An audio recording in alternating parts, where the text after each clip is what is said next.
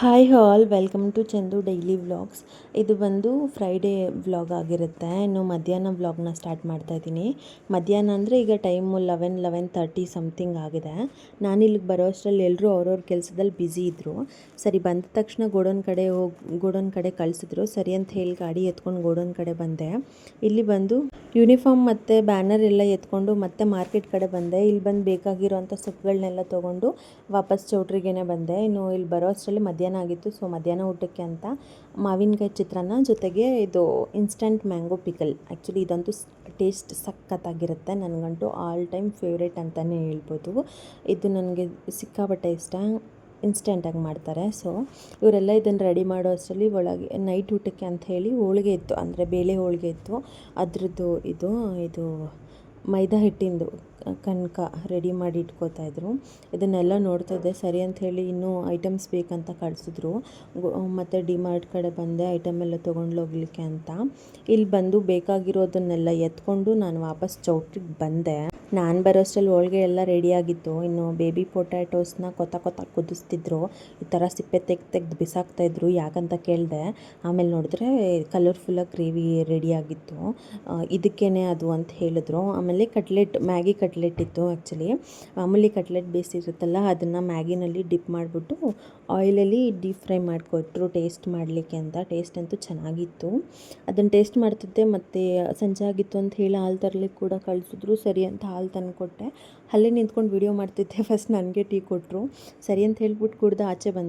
ಈ ಕಡೆ ಇವರು ತಂದೂರಿ ರೋಟಿಗೆ ಅಂಥೇಳಿ ಉಂಡೆಗಳನ್ನೆಲ್ಲ ರೆಡಿ ಮಾಡಿ ಇಟ್ಕೊತಾಯಿದ್ರು. ಸರಿ ಅಂತ ಈ ಕಡೆ ಬಂದು ನೋಡಿದೆ. ಇನ್ನು ಇಲ್ಲಿ ಮೊಳಕೆ ಹೆಸರು ಕಾಳು ಕೋಸಂಬರಿ ಕೂಡ ರೆಡಿ ಮಾಡ್ತಾಯಿದ್ರು. ಅಟ್ಲೀಸ್ಟ್ ಇದನ್ನಾದರೂ ಫುಲ್ ವೀಡಿಯೋ ಮಾಡ್ಕೊಳ್ಳೋಣ ಅಂತ ಟ್ರೈ ಮಾಡಿದೆ. ಸುಮಾರಷ್ಟು ಮಾಡ್ಕೊಂಡಿದ್ದೀನಿ ಮೇ ಬಿ.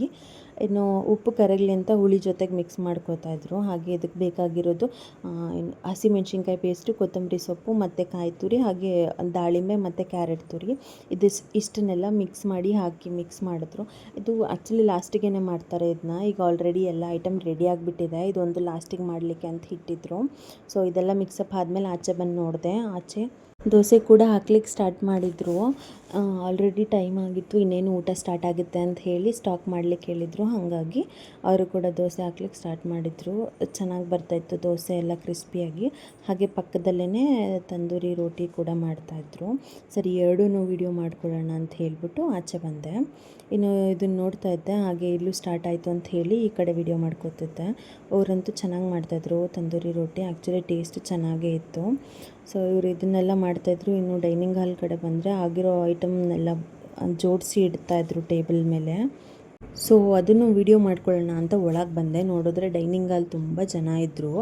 ನೀಟಾಗಿ ವೀಡಿಯೋ ಮಾಡ್ಕೊಳ್ಳಿಕ್ಕೆ ಆಗಲಿಲ್ಲ. ಇನ್ನು ಐಟಮ್ನೆಲ್ಲ ಜಾಸ್ತಿ ಐಟಮ್ ಇತ್ತು, ಸ್ವೀಟ್ಸ್ ಎಲ್ಲ ಜಾಸ್ತಿ ಇತ್ತು. ಹಾಗಾಗಿ ಎರಡು ಕಡೆ ಅಂದರೆ ಎರಡು ಕಡೆ ಸಪ್ರೇಟ್ ಜೋಡಿಸಿದ್ರು. ಸೊ ಎರಡೂ ಕ್ಯಾಪ್ಚರ್ ಮಾಡ್ಕೊಳ್ಳಿಕ್ಕೆ ಆಗಲಿಲ್ಲ. ಊಟ ಬೇರೆ ಸ್ಟಾರ್ಟ್ ಆಗಿಬಿಡ್ತು. ಮಳೆ ಬೇರೆ ಬರೋ ಥರ ಇತ್ತು. ಆ್ಯಕ್ಚುಲಿ ಮಳೆ ಸ್ಟಾರ್ಟ್ ಆಯಿತು, ಒಂದು ಅರ್ಧದಿಂದಾನೇ ಮಳೆ ಕೂಡ ಸ್ಟಾರ್ಟ್ ಆಯಿತು. ಸರಿ ಅಂತ ಹೇಳಿ ಆಗಿರೋ ಅಷ್ಟು ವೀಡಿಯೋ ಮಾಡಿಕೊಂಡೆ.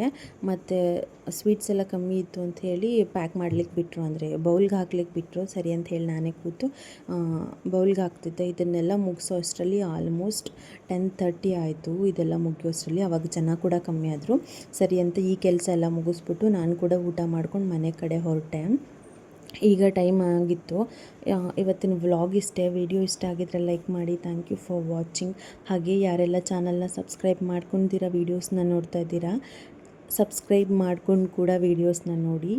Thank you for watching.